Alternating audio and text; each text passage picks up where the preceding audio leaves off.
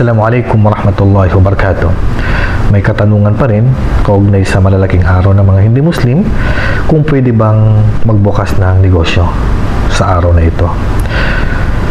So, alam natin na may mga negosyante na gustong kumita ng malaki at mas lalo nilang dadamihan ang mga paninda nila sa araw ng Christmas o sa araw ng New Year o sa malalaking araw ng mga hindi Muslim.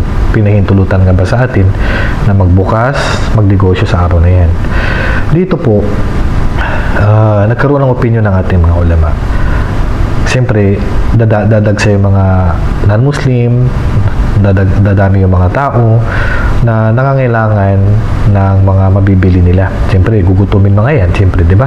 So, kakain sila, iinom sila. Siyempre, dadamihan mo yung pagkain na luto mo, dadamihan mo yung handa mo sa paninda mo. So, ang ilan sa mga ulama, pinahintulutan nila na magnegosyo, magbukas ng tindahan sa araw na ito. Pero, hindi pwede na pupunta ka sa lugar na kung saan doon sila mag-celebrate. Yung bawal. Yung pupunta ka doon sa lugar na yun, kung saan nila sineselebrate yung kanilang New Year, Christmas, bawal yun. Ang pinag-usapan natin na pinahintulutan ng ating mga ulama, yung magbubukas ka ng tindahan, which is may tindahan ka na, may pwesto ka na, at nataon na sa araw ng Christmas, sa araw ng New Year, ay dadami ang tao. So, yung restaurant mo, yung paninda mo, is mas lalo mong dinagdagan kasi nga, dadagsa sila. Okay? So, yung intention mo talaga ay para sa kanila. Katulad ng sabi ko kanina, nagkaroon ng opinion ang ating mga ulama. So, ang ilan sa mga scholar, sabi nila, bawal na magbukas ng negosyo sa araw na ito kasi nakikipagtulungan nito sa programa nila. Lalo na kung ang ibibenta mo ay kailangan nila sa araw na iyon. Katulad ng mga paputok, mga Christmas card, New Year card, mga Christmas tree. Siyempre, malaking kasalanan yun. Yun ngang hindi nila kakailanganin na gamitin sa programa nila. Katulad ng mga kakainin nila, mga pagkain nila, pangailangan nila, ipinagbawal ng ilan sa mga ulama. Paano pa kaya yung gagamitin sa programa nila? Pangkalahatan, kung ang ibibenta mo ay hindi nila gagamitin sa bilang simbolo ng kanilang mga program, hindi Christmas tree, hindi naman mga Christmas card, hindi mga paputok, kundi talagang pangkalahatan lang na paninda mo, bibinta ka ng mga pagkain, pastel, mga soft drink, ganyan, pinahintulutan pa rin ng ilan sa mga ulama.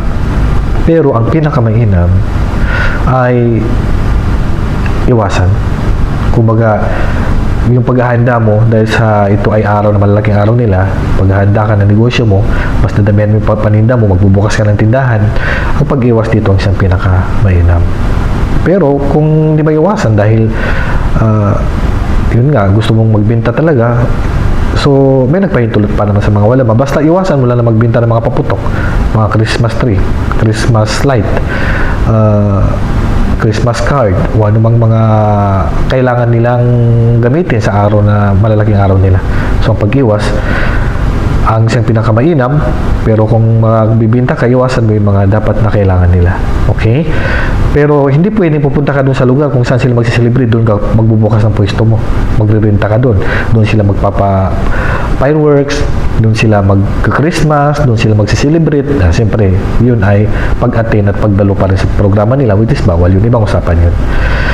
So, ito ay kaalaman lamang na nais natin ibahagi itong sa bagay na to. Kaya sabi ko nga, ilan sa mga ulama ay ipinagbawal pa rin talaga nila na mag-open, magbukas ng tindahan. Kasi nga sabi ng Allah subhanahu wa ta'ala, wala ta'awanu alal ithmi wal udwan, huwag kayong magtulungan.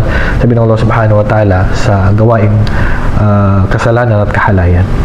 So, ganun pa man, sabi ko nga, ito ay usapin na hindi napagkasunduan ng mga ulama. Kung saan ka panatag, para sa akin, mas panatag, huwag magbukas ng negosyo.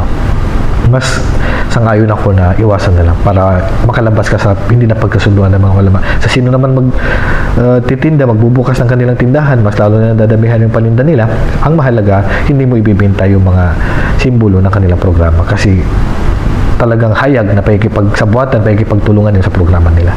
Wallahu a'lam wa sallallahu ala nabiyina Muhammadin wa ala alihi wa sahbihi ajma'in. Assalamualaikum warahmatullahi wabarakatuh.